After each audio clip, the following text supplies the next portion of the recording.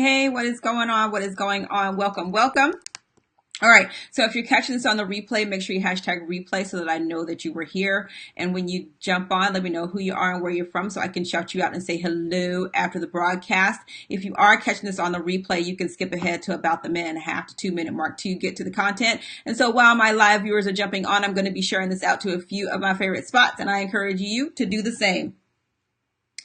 So, okay, that is not where I'm supposed to be. All right, awesome sauce is working.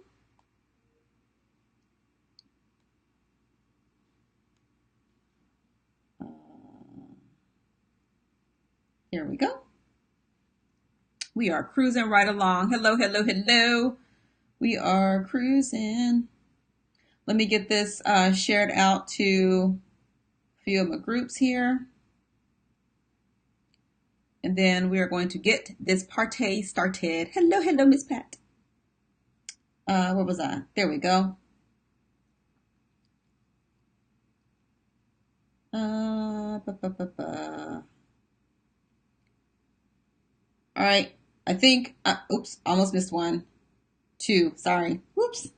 All right. Cool beans. So we are right at the minute and a half mark. Okay. Let's get started with housekeeping announcements. Okay. So first of all, the storms over the weekend, that was just bananas. I saw, the news from where tornadoes touched down in Alabama. That is just absolutely crazy. So, definitely keeping those areas, Alabama and Georgia that were impacted by these tornadoes this weekend, and also up in the New England area, they're getting some more snow. I am so glad I am not there anymore. Okay, let me just say I am really glad to be in Virginia right now. But when I get more information, it's still early, so I haven't heard any information from the IRS about extending tax deadlines for people that may have been impacted by these storms. But as soon as I do hear anything about that, I'm going to let you guys know.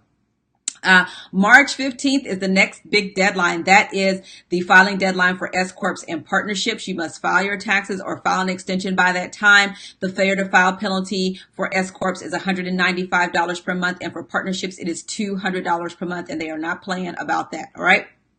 And then the next big deadline after that is tax day, y'all, April 15th. And if you're in the New England area, I think you got some kind of holiday going on, so you might have a little bit more time up there. April 17th, I do believe. But if you stick to April 15th, all will be well.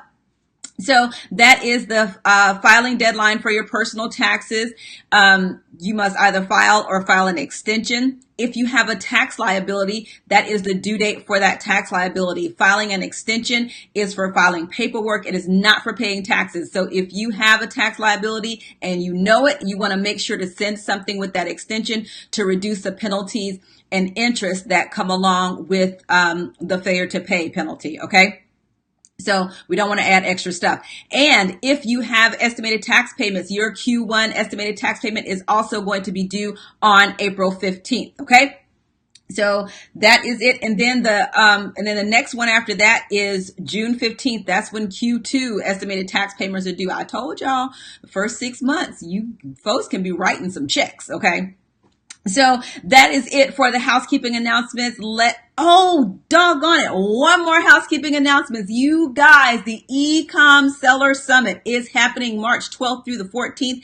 And holy cow, the speakers that are lined up for this, if you want to know anything about e-commerce, this is the place to be. You have the conference is designed to take you from beginning to scaling your business. There are some serious powerhouse people that are going to be there, and I'll be there talking about taxes. But I was like, dude, to be involved in the same event as some of these other people, I'm like, hey, let me pop my collar for a minute. All right.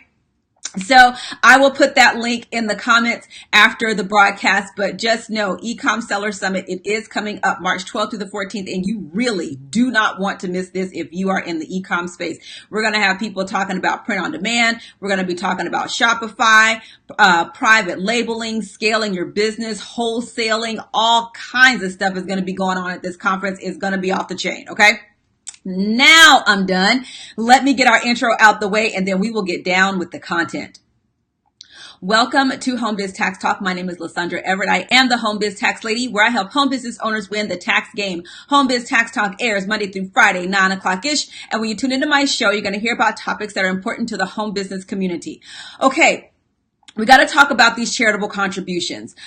With tax reform and with the new filing that's happening. Listen, this year, with this tax season, there are lots and lots more questions about this. It's just crazy. So I really want to focus on the charitable contributions, because what's happening is that there are a lot fewer people who are itemizing their taxes and are feeling like, okay, maybe I'm being cheated or something. There's got to be something done here. But, there are a lot of people who previously were itemizing that may not be itemizing for a while. The Tax Cuts and Jobs Act is effective right now through December 31st, 2025, unless Congress does something to make it permanent or to change some things or whatever. That's currently what it is. So if Congress doesn't, let's say Congress does nothing and December 31st, 2025 comes and goes, then we will go back to the way it was. So we'll see what happens with that. That's still a long way off. So let's talk about it. And the reason I got here is that I have a business owner who donated her time to a church. And, and preparing the taxes, she's saying, I saw this big charitable deduction. I'm like, wait a minute, what is all this about, right?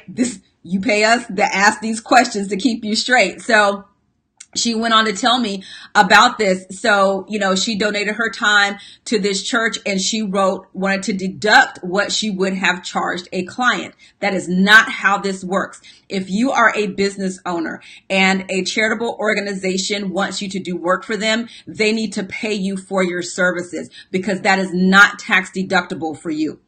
You cannot deduct time. I don't care who you are. I don't care if you take off from work to go and volunteer. If you are a business owner and you perform services, you don't get to deduct the monetary value of that time on your taxes. Absolutely not.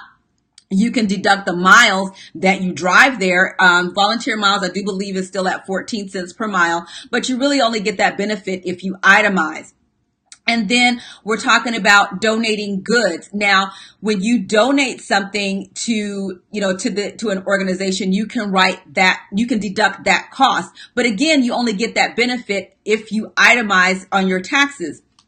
So if you're a business owner and let's say that, I don't know, let's say if you're an event planner and you donate some chair covers or something, if you completely donate those chair covers, then you can deduct the value of those chair covers and that will come off on your personal taxes.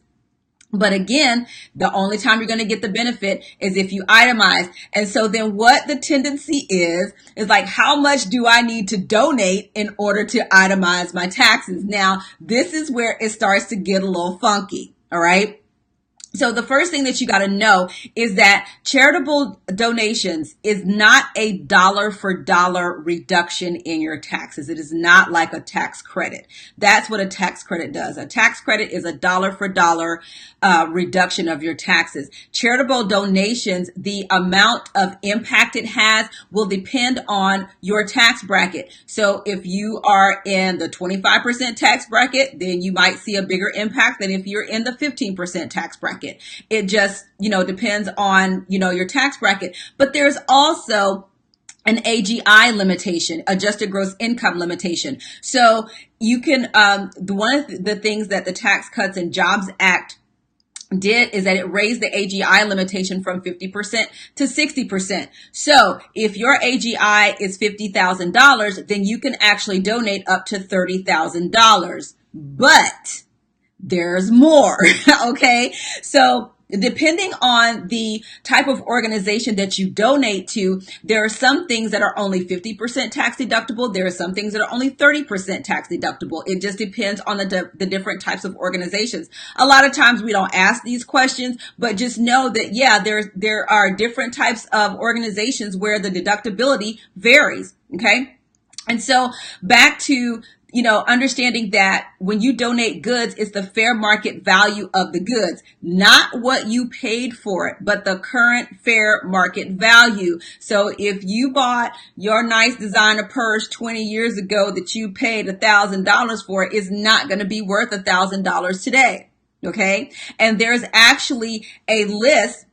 The IRS has a list that basically shows how much certain items are worth. So you might be trying to write off $25, and the IRS is saying, this is worth about $5. Okay. So this is why when you have non-cash donations over $500, then that's when you really need to have the receipts. And the one thing that tickles me all the time is that people will give their tax person a receipt and say, okay, well, you tell me how much to put on there. That is not our job. You, as the taxpayer, have to tell us how much you donated, because we actually have to put those things in. And so if you think that you're going to sit here and say, okay, well, I'm going to, come up with stuff that's up to 50% of my 60% of my AGI, and you're going to do that year over year over year, trust and believe the IRS does audit these things, because they ask simple questions like, well, if your adjusted gross income is $50,000 and you're giving away $30,000 worth of stuff every year, how are you eating? So this is not something where you just try to come up with charitable donations in order to itemize your taxes. That is one of the reasons for doubling the standard deduction, so that fewer people itemize. Okay. So the fact that you're no longer itemizing, that in itself doesn't mean that you're getting cheated out of something. It's just based on the new tax laws. You don't have enough stuff. And so with the itemized deductions that were subject to the 2% floor, these are your unreimbursed employee expenses, investment expenses, those things are, like union dues, those things have been removed. So you don't get that benefit anymore. And, with those deductions being gone, there are a lot of people who are no longer itemizing. And, and for some people, it has resulted in higher tax bills. That's just the math.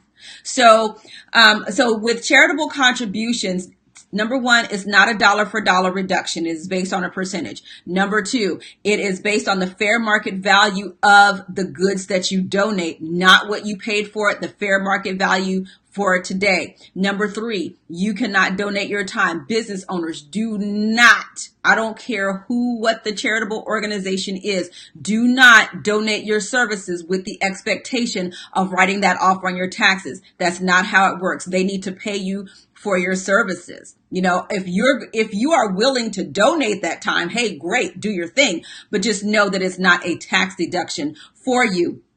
Let's see. Yep, we talked about deducting the mileage, 14 cents a mile, and the cost of the goods. But again, you only get that benefit if you itemize, okay? Corporations, that's what I want to talk about. Now, corporations do have charitable donations, okay? Like they have where you can deduct charitable contributions. But for everybody else, this is a pass-through thing, okay? So if you have an S corporation, if you have a partnership, then you have your portion of that charitable donation, and then it flows through to your personal return. That's what the pass-through part means. It means that any income and liabilities on your partnership or your S corp is then passed through to your personal return. And so that charitable donation that your partnership may have given, or that your S corp may have given, or your corporation may have given, that's then passed through to your personal return, and you must itemize in order to get the benefit. That's how it works. So save yourself some headache. And, if you don't have enough charitable donations to itemize, it is what it is. Okay. If you donate cash, like through your church or to an organization, make sure you get a receipt. And most organizations do. They send you a statement at the end of the year that shows you how much you donated, but whatever, keep your receipts, keep your, canceled checks. All of that stuff is evidence that you have made this cash donation. But non-cash, you need to have an itemized list of what you donated and how much it's worth. And that's where people get mad. Like, there's no way I can keep up with all the stuff that I donated. That's not our problem. That's your problem. If you want to have that deduction, and if you're saying you meet those standards, then you have to provide the itemized list.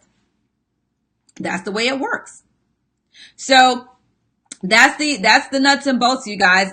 Charitable donations really may not help a lot of people. If you're close with other stuff between your property taxes, your mortgage interest, medical deductions, if you're close with that, charitable donations might help you. But if that's the only thing that you have, 9 times out of 10 is not going to have an impact on your taxes at all. Okay, so thank you guys so much for tuning in to Home Biz Tax Talk. Again, we air Monday through Friday, 9 o'clock-ish, and you can come here to get your questions answered about your home business taxes. If you have not scheduled your 15-minute complimentary consult, you can do so right here. Do not wait until the last minute, okay? Have a great day. I'll see y'all next time. Bye.